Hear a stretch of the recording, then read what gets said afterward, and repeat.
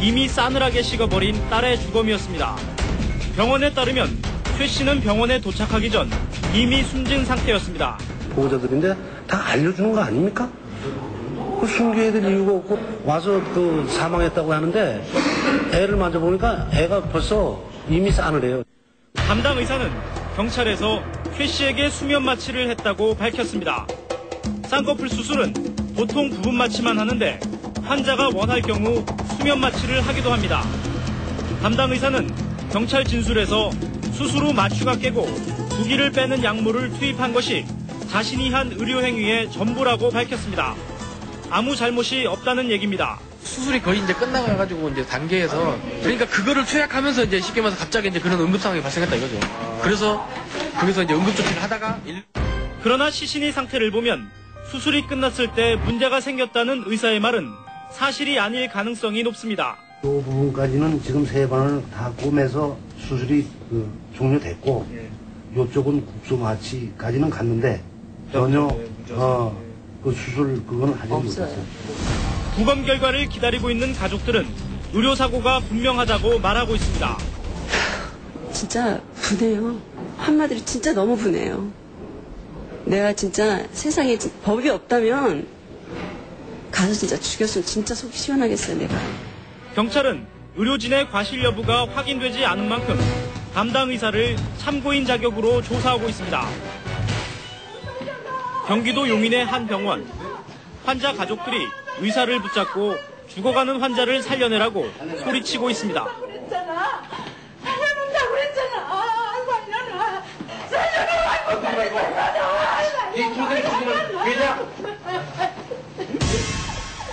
올해 51살의 박모 씨는 지난 2월 10일 새벽 교통사고를 당해 이 병원 응급실로 실려왔습니다. 갈비뼈가 부러지는 중상을 입은 상태였습니다.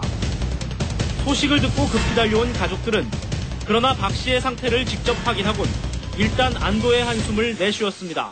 아주 건강한 상태였어요. 그래서 가족들 오고 농담도 하고 완벽한 그 대화도 가능을 했어요.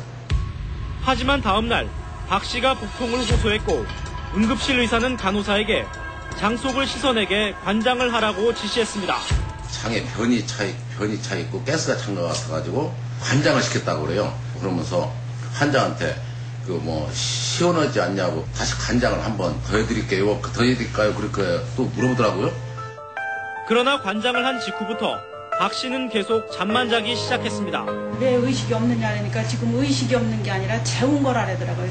환자가 견디질 못했기 때문에 통증이 있으니까 자기가 재운 거라고 그러더라고요. 그러니까 저 생명에는 지장이 없게끔 해드릴 테니까 가서 집에 가서 주무시고 오라고. 집에 가서.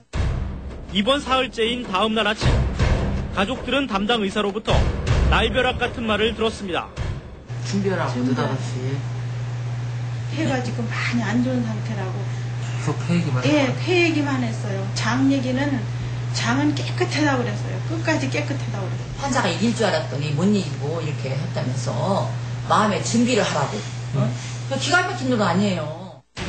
이미 혼수 상태에 빠진 박 씨. 병원 측은 폐혈증이 원인이라고 설명하면서 큰 병원으로 옮길 것을 권유했습니다. 폐혈증이라는 것은 그 폐렴이나 복막염 같은 염증의 원인균인 그 세균이 피를 타고 전신을 돌아다니면서 염증을 악화시키는 것을 말합니다. 그래서 심해진 경우에는 심장이나 풍파 등의 장기를 침범해서 쇼크 상태를 이르게 해서 사망에 이르게 하는 경우가 있습니다. 문제는 폐혈증의 원인.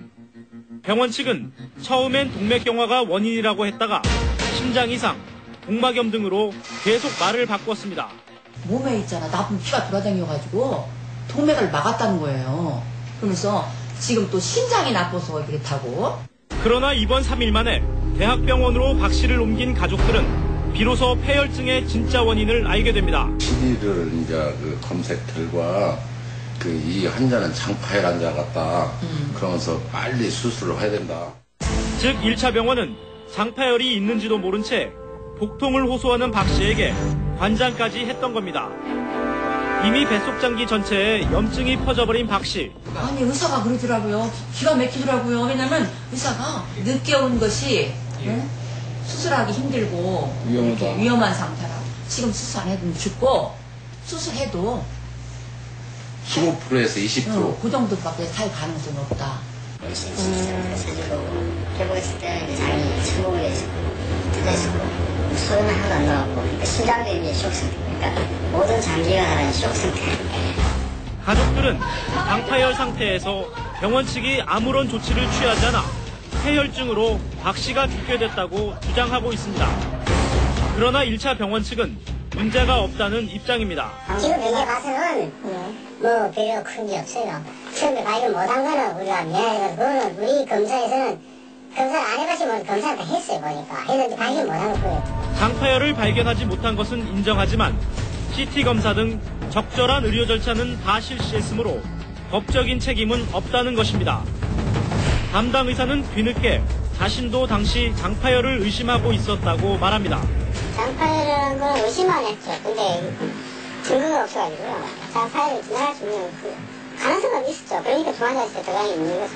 중환자실에서 사람이 그냥 보려고 그랬는데. 이송을 늦추는 바람에 사태를 악화시켰다는 지적에 대해서도 할 말이 있었습니다.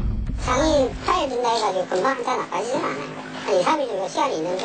박 씨는 지난 9일 의사 판정을 받았고 지난 13일 오후 결국 사망했습니다. 가족들은 이 억울한 죽음의 진실을 반드시 밝혀내겠다는 각오입니다. 환자들 속이고 죽어버렸으면 우리는 어떻게 합니까 이게. 그냥 시체 갖다